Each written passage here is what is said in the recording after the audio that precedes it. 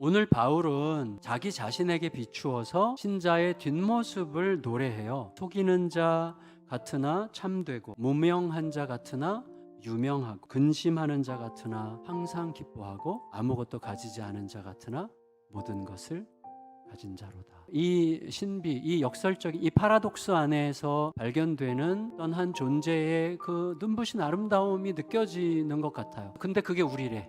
지금 사도 바울이 표현하는 이 아름다운 신자의 본질은 사실은 여기에 하나님의 희망과 격려가 담겨 있어요. 바울이 얘기하는 전체 배경은 뭐냐면, 내가 그럴 수 있게 했어, 그러니까 그럴 수 있을 거야 라는 배경이 깔린 이야기라서 상당히 희망이 있는 이야기입니다. 그러니까 이제 오늘 우리가 물어야 되는 질문은, 이미 그렇게 할 수 있게 하신 하나님께 어떻게 대답해야 그럴 수 있게 된 존재라는 걸 확인할 수 있을 것인가를 생각하는 게 우리에게 필요한 것이죠. 일단 바울은 무척 비장하게 시작해요.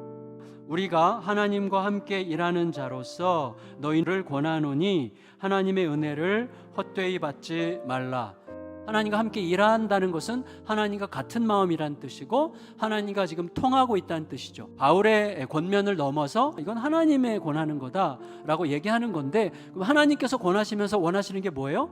은혜를 헛되이 받지 말라는 거예요. 우리가 얼마든지 은혜를 헛되이 받을 수 있기 때문에 우리가 그렇게 허덕거린다는 거예요. 그러면 중요한 것은 헛되이 받는다는 게 뭔지 금방 아실 거 아니겠어요? 은혜 받은 적이 없는 것 같이 사는 거죠. 예수 그리스도의 죽으심과 부활이라고 하는 엄청난 사건이 도대체 일어나기라도 했던 거냐는 식으로, 그게 그런 사건이 있었던 거야? 라고 질문할 수밖에 없게끔 살아간다는 거죠. 은혜를 헛되이 받지 않으려면 어떻게 해야 되는 거죠? 기억해야죠.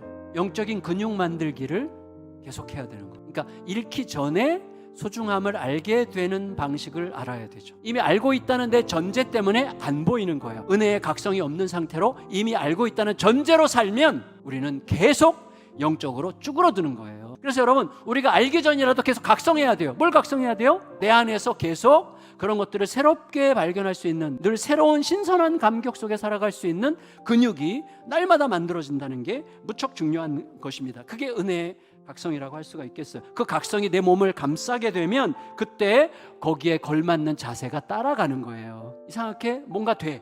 그런 게 나타나기 시작해요. 이거를 늘 새롭게 각성할 수 있다면 어떻게 우리가 복음에 조금이라도 거리낌이 없게 하기 위해서 온 힘을 다 쏟아붓지 않겠습니까? 그러니까 은혜의 각성이 없기 때문에 은혜를 헛되이 받게 된다는 것이죠. 여러분, 그 길을 가고자 할 때 이 땅에서 우리는 그렇게 주야장창 편안하게 살 수 없습니다. 왜냐하면 예를 들어서 제가 이기적으로 편안하게 살 수는 있어요. 그러나 내가 예수를 따르려고 한다면 예수님은 반드시 불의에 맞서게 하시고, 예수님은 반드시 고난당하는 자들에게 참여하게 하세요. 그래서 어려움을 겪을 수밖에 없는 거예요. 따라서 우리들에게 중요한 것은 그런 상황이 있냐 없냐가 중요한 게 아니라, 반드시 허덕거릴 상황이 곧 와요. 근데 그 허덕거린 상황이 있냐 없냐가 중요한 게 아니라, 그 상황을 내가 무엇으로 어떻게 이겨내고 동시에 내가 그 과정을 지나갔을 때 뭐가 남겠느냐가 중요한 거죠. 그게 신자의 다름이에요. 그게 신자의 다름. 질척거리는 혼란 대신에 깨끗함으로 견뎌요. 자신의 얄팍한 계산을 버리고 하나님의 오르심에만 기대는